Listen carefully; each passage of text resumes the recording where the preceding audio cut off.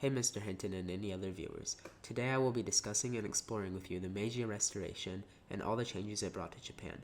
I'll explain with the evidence behind why I believe that development does mean progress for Japan in relation to successful political changes, economic growth, and standard of living, but not in terms of maintaining peacefulness in Japan. Before the Meiji Restoration, Japan was ruled by the Tokugawa shogunate, a combination of both feudalism and monarchy. During the period, Japan held the desire to be isolated from the rest of the world, allowing only for occasional and limited trade with the Dutch and Portuguese. This limited amount of trade and period of stability led to improvements in literacy, roads, and many art forms, and laid a strong foundation for the changes to come during the Meiji period. While Japan hoped to maintain their isolation, Western countries such as America hoped for them to open. America then decided to nudge them along, sending Matthew Perry to Japan with 4 warships in 1853. Fearing a war, the shogunate reluctantly agreed to trade. However, the shogunate's Japanese opponents believed they needed a strong emperor in place for what was to come. Therefore, 2 leaders of southern feudal domains strategically forced the Meiji emperor, a teenage boy whom they could easily control, into leadership in January of 1867.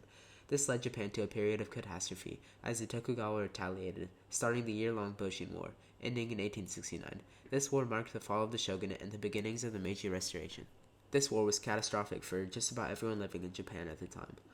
The abrupt changes were not expected to come so fast and led to a great deal of suffering and in some cases death. Even during the war, there were already changes taking place, such as the use of modern weaponry and tactics by the Meiji, and the trade that brought this. This war led to major political changes. After the war, the Meiji government gave up on their ideas of rejecting foreigners and began to shift its political ideology towards modernization. The Meiji Emperor was built on the idea of making Japan stronger, and while they didn't do it in the way they originally envisioned, they did so through a more effective method. Their strength came through trade with other countries. The shogunate period was evidently less effective in terms of a strong economy and standard of living. However, their political system is arguably more peaceful. During the shogunate, the Japan rarely worried about foreign affairs or wars. Some of the first changes the Meiji made were abolishing the previously rigid social class systems. Citizens now had the chance to experience social mobility and make a better life for themselves. This Western idea gave citizens, especially the less wealthy and fortunate, a sense of hope and pushed them to work hard for a better life. Another important change the Meiji made was taking land from the lords and ending feudalism. A centralized government was important for Japan so the country could function as one united whole rather than weak, scattered pieces of a whole whose efficiency was limited. One change, which began as positive change but developed into something more negative, was the transition of their military from the samurai to a more modern one. This military had modern weapons, uniform, strategy, and mandatory conscription of 3 years for all men.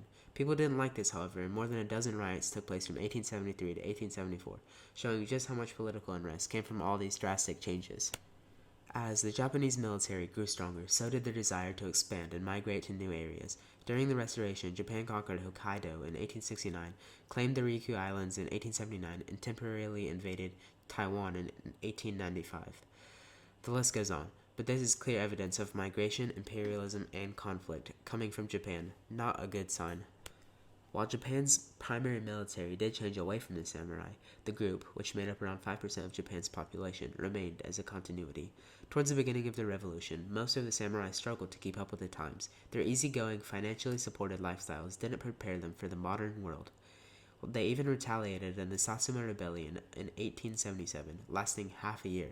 They hoped to bring back the times they were in power. While a good fraction of the samurai became impoverished, a good part of them also became very wealthy businessmen. Samurai were the most educated of all the previous social classes. They were given funding from the government and even had a samurai rehabilitation program, which helped employ ex-samurai. One example is the ex-samurai Yasuro Iwasaki, who put his skills to use and decided to start a shipping company, which later became the successful automotive known as Mitsubishi, thriving even 150 years later.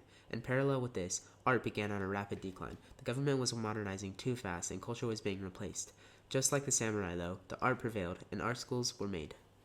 Throughout this revolution, there were many investments that were made which led to positive impacts in standard of living and economic growth. One game-changing technological advancement brought by the West that Japan decided to invest in was a railway system.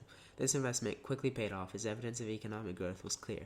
The markets were widened, previously less accessible areas became easily accessible, and the slowly united Japan became more united than ever before. Companies now had an extremely cheap and quick method of transporting goods. Including these railroads, some major investments in capital goods that were made were in coal, iron, and ships. All these investments were related to each other and important for maintaining the economic growth during this time. Coal was a fuel source for boats and trains, while iron and steel were used in construction of the railroads, heavy machinery, and many more things. Shipbuilding was a very important investment for Japan so that they could connect their economy with the rest of the world. The biggest investment a country can make in human capital is its education system. Japan's improvements in education almost completely eliminated illiteracy. Japan understood education's importance and implemented the West systems, 4 years of primary school for boys and girls. At first, it was unpopular, and schools were destroyed. However, eventually it became accepted as people saw the way it made Japan's standard of living better. Students had the ability to become successful regardless of their family's wealth. With a sense of hope, many people worked hard, and Japan became a society with better systems, better communication, and eventually a country with financial freedom. Through all this evidence, we can see that as Japan grew, so did their desire to imperialize. Japan didn't only adopt good Western ideas, they also got bad ones, such as the idea to invade, which isn't always a bad idea, but it shouldn't be done in a violent way or a way that snuffs out culture. Japan may have lost its innocent form of peace, however, the sacrifice was worth it for all the progress that came from the Meiji Revolution. Thank you. So these sources are good and valuable because I obviously got sources from a variety of different um, places, and they all corroborate with each other. Um, on top of this, many of the sources are taken from firsthand accounts, so that adds to their value. So uh, that's good. But the weaknesses would be um, that they're obviously not all firsthand, and they could be more detailed and also include data.